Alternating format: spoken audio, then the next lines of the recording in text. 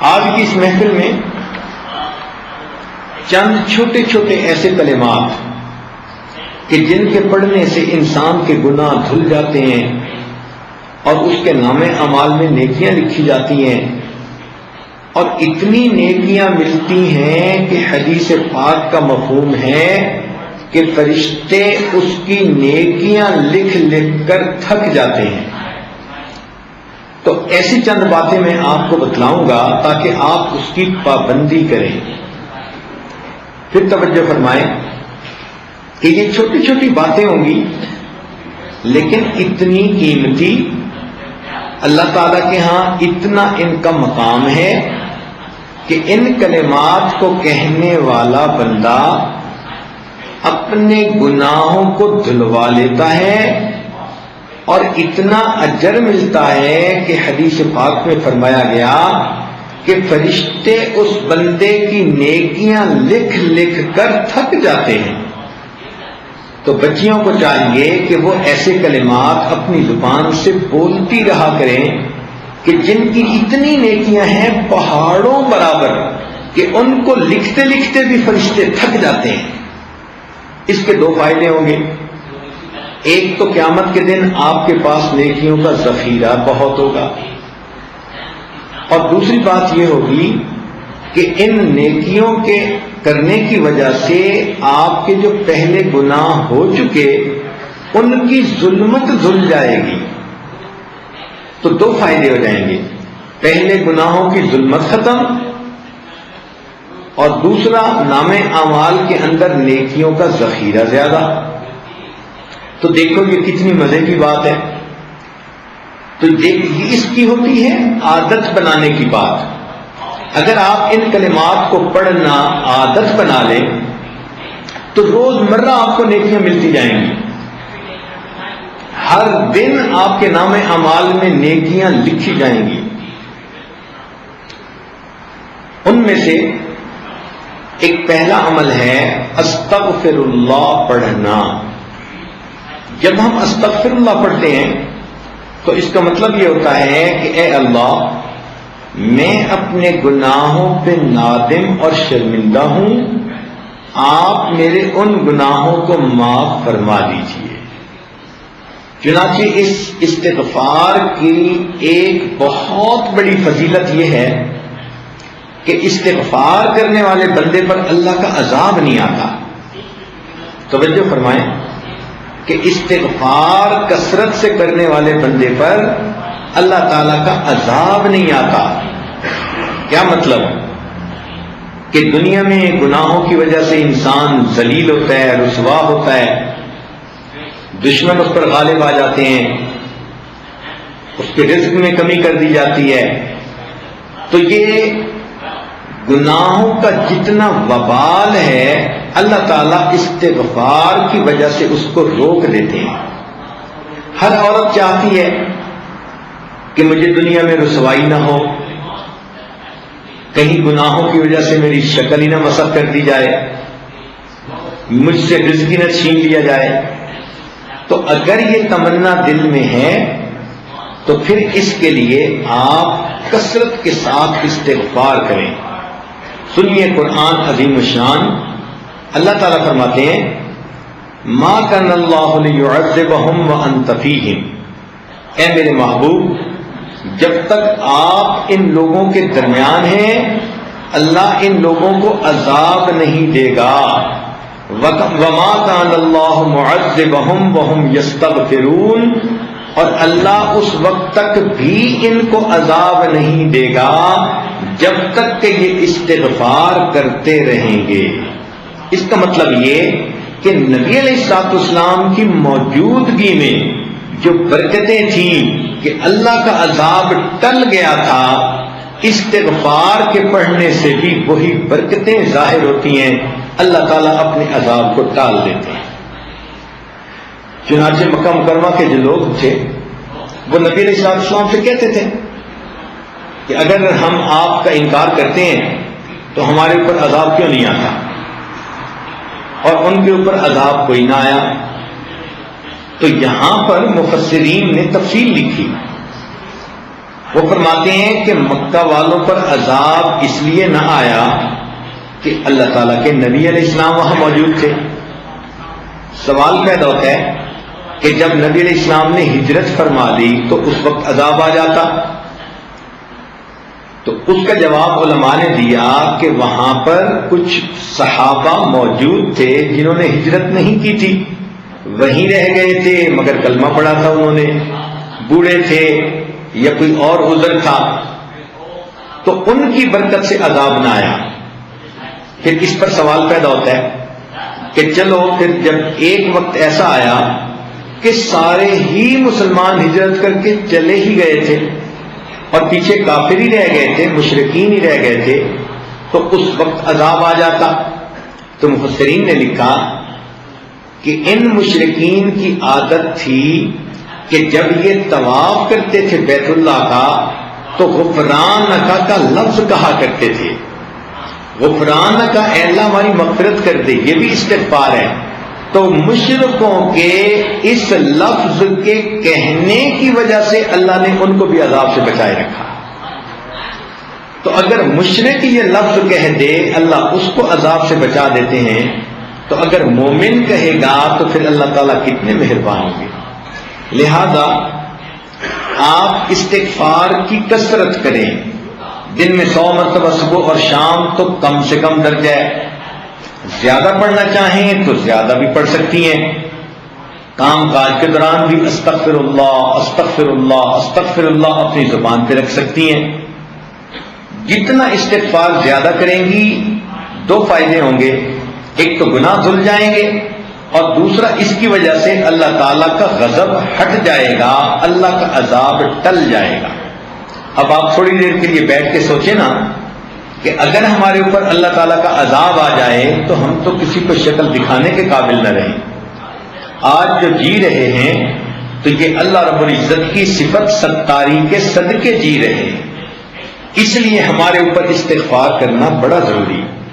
ویسے قرآن مجید میں فرمایا گیا کہ جو لوگ کثرت سے استغفار کرتے ہیں تو ان کو 5 فائدے ملتے ہیں. ایک فائدہ تو یہ انہ کان غفارا، کہ ان بندوں کے جو استغفار کرتے ہیں ان کی مغفرت کر دی جاتی ہے. دوسرا فائدہ کہ جہاں پر استغفار کثرت سے ہوتا ہے اللہ تعالیٰ بارشیں برساتا ہے، ان کو قحط سالی سے بچا لیتا ہے. وَيُمْدِدْكُمْ بِأَمْوَالٍ، جو لوگ استغفار کرتے ہیں اللہ تعالیٰ ان کے مال میں برکت دے کر ان کی مدد کرتے ہیں. وَبَنِينَ، اور جو لوگ استغفار کثرت سے کرتے ہیں اللہ تعالیٰ ان کو بیٹے عطا کرتے ہیں. اب کون سی عورت ہے شادی شدہ جو کہے کہ مجھے بیٹے کے پیدا ہونے کی طلب نہیں، تمنا نہیں؟ ہر عورت وش کرتی ہے. اور یہ بیٹے والی نعمت کیسے ملتی ہے؟ قرآن پاک کی آیت کا مفہوم کہ استغفار زیادہ کریں گی تو اللہ رب العزت بیٹے کے ساتھ بندے کی مدد فرمائیں گے. جنات، اللہ تعالیٰ باغ عطا فرمائیں گے. وَيَجْعَلْ لَكُمْ أَنْهَارًا، اور اللہ تعالیٰ زمین سے پانی کے چشمے جاری فرمائیں گے. اس لیے ہمیں چاہیے کہ ہم کثرت سے استغفار کریں. استغفار ہر بندے کو کرنا چاہیے، چاہے نیک ہے چاہے بد ہے. اس لیے کہ اگر کافر ہے تو کفر سے توبہ استغفار کرے، اگر عام مسلمان ہے تو اپنے گناہوں سے توبہ استغفار کرے، اگر گناہوں میں ملوث نہیں ہوتا، نیک بندہ ہے، تو اس کے دل میں بھی جو غفلت آ جاتی ہے اس سے استغفار کرے. اور اگر کوئی کہے کہ میرا دل غافل بھی نہیں ہوتا تو ایسے بندے کے دل و دماغ میں بھی شیطان وسوسے تو ڈالتا ہے، ان وساوس شیطانی پہ استغفار کرے. اور اگر کوئی کہے کہ مجھے تو شیطان وسوسے بھی نہیں ڈالتا تو وہ بھی اپنے اخلاص کی کمی کے اوپر استغفار کرے کہ جتنے خلوص سے ہمیں زندگی گزارنی چاہیے تھی ہم نہیں گزار پا رہے. تو استغفار کے کرنے سے انسان اللہ تعالیٰ کے عذاب سے امن میں آ جاتا ہے، بچ جاتا ہے، گناہ دھل جاتے ہیں، اور اللہ تعالیٰ اس کی مدد فرماتے ہیں، رزق میں برکت سے، بیٹوں میں برکت عطا فرما کے، اور اس کے اللہ تعالیٰ دنیا کے ان مسائل کو حل فرما دیتے ہیں۔ آپ استغفار کی کثرت کریں گی تو آپ کو کسی عامل سے کوئی عمل پوچھنے کی ضرورت ہی نہیں رہے گی۔ کاروبار کی پریشانی استغفار سے ختم، کیونکہ اللہ تعالیٰ جو فرماتے ہیں کہ مال کے ذریعے سے مدد کروں گا۔ اگر اولاد کی پریشانی ہے تو وہ استغفار سے ختم، کیونکہ اللہ تعالیٰ فرماتے ہیں کہ میں بیٹے دے کر ان کی مدد کروں گا۔ اگر کسی کا کام نہیں چلتا تو جیسے اللہ فرماتے ہیں کہ میں باغوں سے پھل عطا کروں گا، اللہ تعالیٰ ان کو دکان سے بھی پھل عطا فرمائیں گے، کاروبار اچھا چلے گا۔ تو ایک استغفار کی کثرت سے ہماری زندگی کے کتنے مسئلے حل ہو جاتے ہیں۔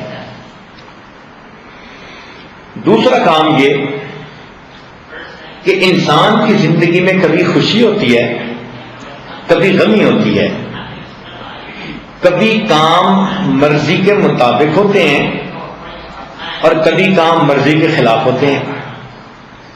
تو اگر تو کام مرضی کے مطابق ہوں تو ہمیں اللہ کا شکر ادا کرنا چاہیے، اور اللہ تعالیٰ کا شکر ادا کرنے کا آسان طریقہ یہ ہے کہ زبان سے الحمدللہ کہیں۔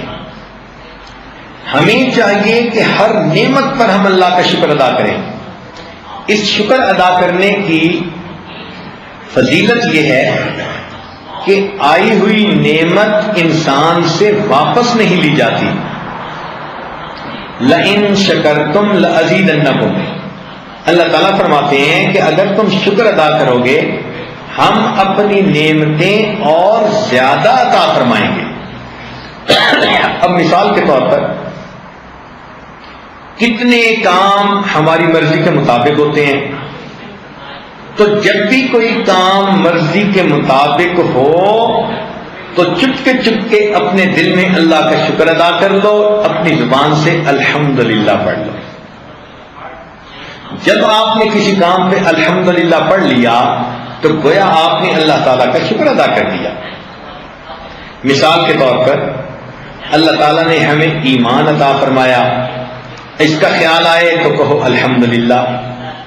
اللہ تعالیٰ نے آپ کو صحت عطا فرمائی، بیماری کوئی نہیں، خیال سوچ میں آئے تو کہو الحمدللہ۔ اللہ تعالیٰ نے آپ کو عزت کی زندگی دی تو یہ خیال آئے تو کہو الحمدللہ۔ اللہ تعالیٰ نے آپ کو عزت کی روزی گھر بیٹھ کر عطا فرمائی، یہ خیال آئے تو کہو الحمدللہ۔ اللہ تعالیٰ نے آپ کو اولاد عطا فرمائی، بیٹے بھی دیے، بیٹیاں بھی دیں، جب ان پہ نظر پڑے تو کہو الحمدللہ۔ اللہ رب العزت نے آپ کو اپنا گھر دیا، سر چھپانے کا در دیا، جب اس کو دیکھیں تو کہو الحمدللہ۔ اگر کوئی آپ کی تعریف کرے، کوئی عورت آپ کو کہتی ہے آپ نے بڑا اچھا کیا، میں بہت خوش ہوں، تو اس تعریف پر کہو الحمدللہ۔ اگر آپ کے بچے بخیریت سکول سے واپس آ گئے، ان کو دیکھتے کہو الحمدللہ۔ اگر آپ کے بچے شوق ذوق کے ساتھ پڑھتے ہیں تو کہو الحمدللہ۔ اگر وقت پہ آپ نے کپڑے دھو لیے، تیار ہو گئے، کہو الحمدللہ۔ اگر آپ نے کھانا وقت پہ پکا لیا، کہو الحمدللہ۔ اگر آپ کے گھر مہمان آئے اور وہ خوش واپس گئے، کہو الحمدللہ۔ اگر آپ کو وقت پہ نماز پڑھنے کی توفیق مل گئی، کہیں الحمدللہ۔ آپ نے وقت پہ تلاوت پابندی کے ساتھ کر لی، اذکار مراقبہ پابندی کے ساتھ کر لیا، کہیں الحمدللہ۔ اگر آپ ایک دن بے پردگی سے بچ گئی، پردے کا آپ نے خیال لحاظ رکھا تو کہو الحمدللہ۔ اگر آپ نے کسی دل میں کسی کا دل نہیں دکھایا تو کہو الحمدللہ۔ معلوم ہوا کہ جب بھی کوئی کام آپ کی مرضی ایکسپیکٹیشن کے مطابق ہوتا ہے، اس کام پر اگر آپ الحمدللہ کہہ لیں گی تو اللہ تعالیٰ کی شکر گزار بندیوں میں شامل ہو جائیں گی۔ جب آپ کا دل خوش ہو کسی بات پہ، سکون ہو، تو کہو الحمدللہ۔ آپ کا خامن گھر آیا اور مسکراتے چہرے کے ساتھ آیا، آپ کو دیکھ کے مسکرایا، کہو الحمدللہ۔ ناشتہ آپ نے ٹھیک وقت پہ خامن کو کروا دیا، کہو الحمدللہ۔ بچوں کو خوش کھیلتا دیکھا، کہو الحمدللہ۔ آپ کو کسی دن ساس نے تنگ نہیں کیا، کہو الحمدللہ۔ نند نے کسی دن آپ کو تانا نہیں دیا، کہو الحمدللہ۔ اگر آپ کی کوئی دعا قبول ہو گئی، کہو الحمدللہ۔ آپ سوئیں اور آپ کو پرسکون نیند آئی تو جاگنے پہ کہیں الحمدللہ۔ بھوک لگی تھی، آپ نے کھانا کھا لیا، پیٹ بھر کے کہو الحمدللہ۔ پیاس لگی تھی، ٹھنڈا پانی اللہ نے دیا، پی کر کہیں الحمدللہ۔ نرم بستر اللہ نے سونے کے لیے عطا فرمایا، بستر پر لیٹتے ہی کہیں الحمدللہ۔ تو اگر آپ غور کریں تو مجھے تو لگتا ہے کہ ہمیں ہر وقت ہی الحمدللہ کہنا چاہیے، حالانکہ ہماری عورتیں دن میں ایک دفعہ بھی نہیں کہتی ہوں گی الا ماشاء اللہ۔ تو غور کریں کہ کتنی غفلت کی زندگی ہم گزار رہے ہیں کہ ہمیں تو لمحے لمحے اللہ کی نعمت پر شکر ادا کرنا چاہیے تھا، اور ہمیں اس بات کا احساس ہی نہیں، اور اللہ کی ان نعمتوں کو ہم ایسے استعمال کرتے ہیں جیسے کہ ہمارا حق تھا جو اللہ نے ہمیں دے دیا، حالانکہ جن کو یہ نعمتیں نہیں ملی ان سے جا کے پوچھو نا۔ اب جس بچی کا رشتہ نہیں آتا اس سے پوچھو کہ وہ دل میں کتنا دکھی ہوتی ہے۔ آپ کو اللہ نے اگر محبت کرنے والا خامن دیا تو کیوں زبان سے نہیں نکلتا الحمدللہ؟ الحمدللہ کا لفظ تو آپ ایک دن میں سینکڑوں دفعہ کہنے کی عادت ڈال لیں، بات بات میں الحمدللہ یہ ہوا، الحمدللہ یہ ہوا، بات کرتے ہوئے یہ کہیں۔ تو شکر ادا کرنے سے انسان کو ایک تو نعمتوں میں اضافہ نصیب ہو جاتا ہے، اور ایک دوسرا فائدہ یہ کہ شکر ادا کرنے سے اللہ کا عذاب ٹل جاتا ہے۔ جیسے استغفار سے عذاب ٹل جاتا ہے نا، شکر ادا کرنے سے بھی عذاب ٹل جاتا ہے۔ سنیے قرآن عظیم الشان، اللہ تعالیٰ ارشاد فرماتے ہیں ما یفعل اللہ بعذابکم ان شکرتم وآمنتم۔ اے میرے ایمان والے بندو، اگر تم ایمان لاؤ اور میرا شکر ادا کرو تو تمہیں عذاب دے کر اللہ کے ہاتھ کیا آئے گا؟ اللہ تعالیٰ تمہیں کیوں عذاب دے گا اگر تم ایمان لا کر اس کا شکر ادا کرو؟ تو معلوم ہوا کہ استغفار سے بھی عذاب ٹل جاتا ہے، اور شکر ادا کرنے سے بھی اللہ کا عذاب ٹل جاتا ہے۔ تو دیکھو یہ کتنے چھوٹی چھوٹی باتیں ہیں اور کتنا ان کا فائدہ ہے، اللہ اکبر کبیرہ۔ آپ یوں سمجھیے کہ میں آپ کو آج کچھ ہیرے اور موتی تحفے میں دے رہا ہوں۔ یہ الحمدللہ کا لفظ اتنا اچھا لفظ ہے کہ جنتی جنت میں صرف اتنا کہیں گے وقال الحمدللہ رب العالمین۔